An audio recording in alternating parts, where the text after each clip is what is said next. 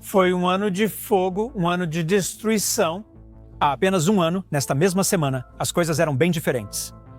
O eixo do mal, meticulosamente planejado pelo Irã, construído com o único propósito de destruir Israel, estava operando a todo vapor.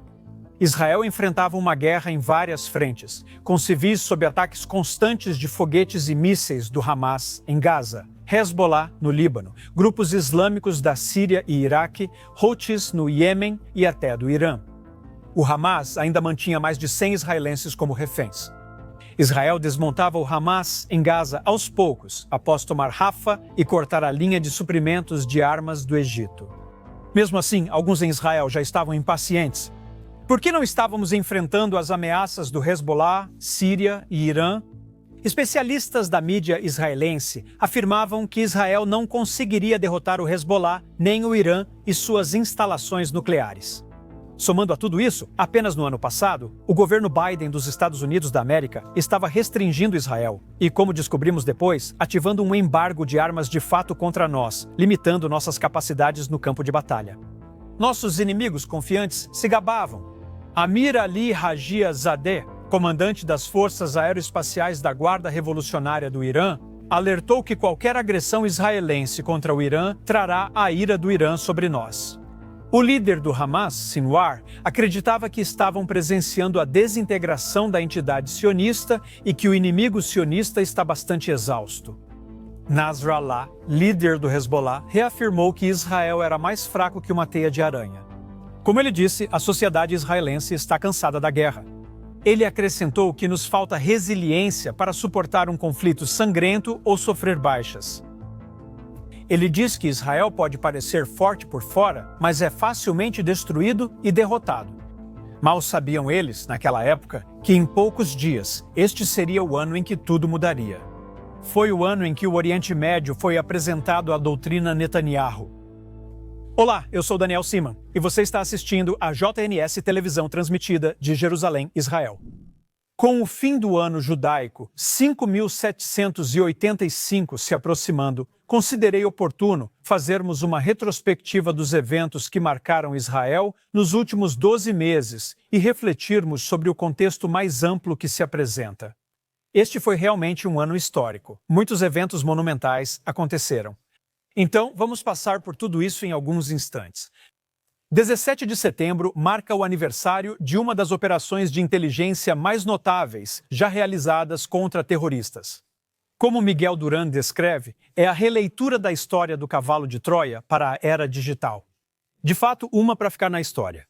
Estima-se que 3.000 terroristas do Hezbollah foram mortos e até 8.000 ficaram inoperantes após a detonação de pagers e outros dispositivos eletrônicos pelo Mossad israelense. Em poucas horas, milhares de mísseis estratégicos do Hezbollah no Líbano, Síria e Iraque foram neutralizados pela Força Aérea israelense. Israel avançou no Líbano, destruiu infraestrutura do Hezbollah e tomou controle de pontos estratégicos com vista para cidades israelenses. O líder do Hezbollah, Nasrallah, estava morto dentro de um mês após um bombardeio de precisão massivo em sua sede no centro de Beirute. O substituto dele, cujo nome nem lembro, durou só alguns dias antes de ser eliminado também. O líder do Hamas e o principal responsável pelas atrocidades de 7 de outubro, Sinwar, foi morto em poucas semanas. Após 3 semanas do enfraquecimento do Hezbollah, as forças de oposição sírias, antes contidas por eles, avançaram contra o regime de Assad, resultando na queda do governo sírio. Israel rapidamente destruiu as forças aéreas, navais e terrestres da Síria e assumiu o controle de pontos estratégicos que ameaçavam o país. Em junho, Israel realizou o que especialistas autoproclamados diziam ser impossível: a destruição da ameaça nuclear iraniana e de suas capacidades, eliminando quase toda a liderança iraniana. Em agosto, fizemos o mesmo com a liderança Houthi no Iêmen e, na semana passada, atacamos os líderes do Hamas, que buscam refúgio no Catar. Durante o ano, Israel combateu Hamas, Jihad Islâmica, Frente Popular e células da Organização para a Libertação da Palestina nas áreas da Autoridade Palestina na Judéia e Samaria. Esses são os eventos que Israel enfrentou e lidou ao longo do último ano. Para lidar com tudo isso, foi a doutrina Netanyahu que assumiu o papel central. E com ela, uma mensagem clara. Nós terminamos de falar a linguagem do liberalismo ocidental, que foi usada para nos pacificar por décadas. A ilusão acabou.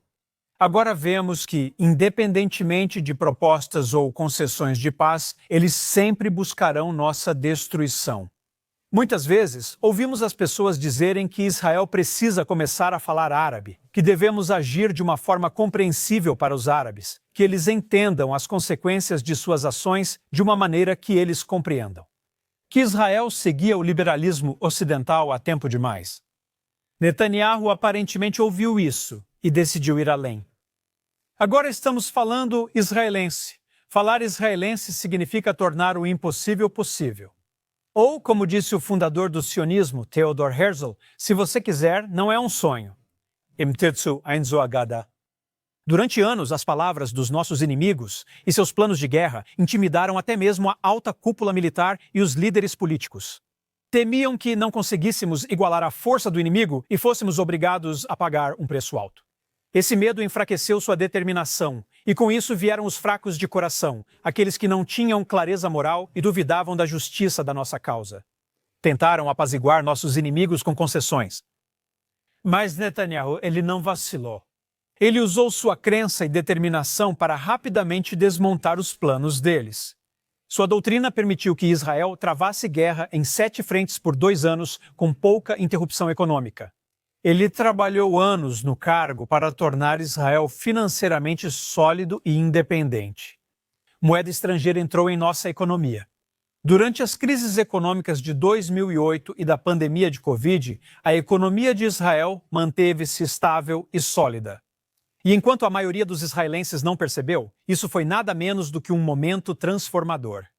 Lutamos há 2 anos em 7 frentes contra 7 ameaças.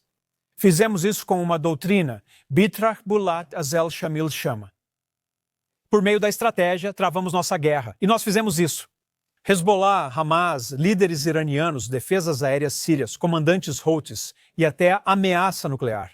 Nós os enfrentamos um por um. Obtivemos total superioridade aérea e inteligência em todo o Oriente Médio. Enquanto o mundo não olhava, remodelamos o Oriente Médio, fortalecendo o Líbano, protegendo a minoria drusa na Síria e dando esperança ao povo iraniano. Com a doutrina Netanyahu, Israel não reage mais. Ela deixa os inimigos na defensiva, pois não sabem quando ou onde atacaremos. Não há imunidade para aqueles que buscam a nossa destruição. Há um novo xerife na cidade, Benjamin Netanyahu, e ele não veio para seguir as velhas regras. Então, aqui está a proposta que Israel está oferecendo agora. Vivam conosco e prosperem, ou lutem contra nós e estarão condenados. Como Netanyahu mostrou, isso não é retórica, mas a nova realidade. A paz virá não por ingenuidade ou diálogo vazio, mas pela força, poder de fogo superior e vontade inabalável de um povo que se recusa a ser apagado. Estamos falando israelense porque não somos o mesmo povo que éramos há 2000 anos. Não somos mais aquela nação dispersa, temerosa e perseguida de refugiados, submetida a um mundo que nunca se importou conosco. Como Ezequiel profetizou, éramos ossos secos enterrados no exílio. Mas nós nos levantamos ao retornar à nossa terra natal em Israel. Não pedimos piedade. Reconstruímos o Império Judaico. E nós nos levantamos restaurados, fortalecidos em nossa terra natal, como prometido. Pegamos um país desolado, cheio de pântanos e desertos, que ficou inabitável por 2000 anos, e através da determinação, engenhosidade e o Espírito de Deus, transformamos em uma nação próspera. Como está escrito em Zacarias 4, não por força nem por espada, mas pelo meu Espírito, diz o Senhor. E esta geração provou que esse Espírito é invencível, tornando o impossível possível. O jogo mudou, os valentões ficaram de fora. Seus discursos para nos menosprezar e ameaçar foram vazios. Netanyahu seguiu o Manual do Ocidente por anos, mas após 7 de outubro mudou totalmente sua abordagem.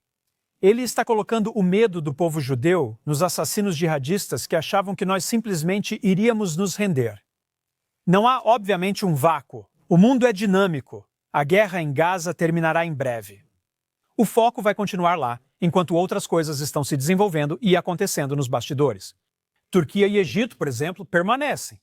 O Egito tem sido o parceiro silencioso na região, assinando acordos de paz, mantendo as fronteiras estáveis e atuando como intermediário quando o Ocidente precisava de uma voz árabe moderada.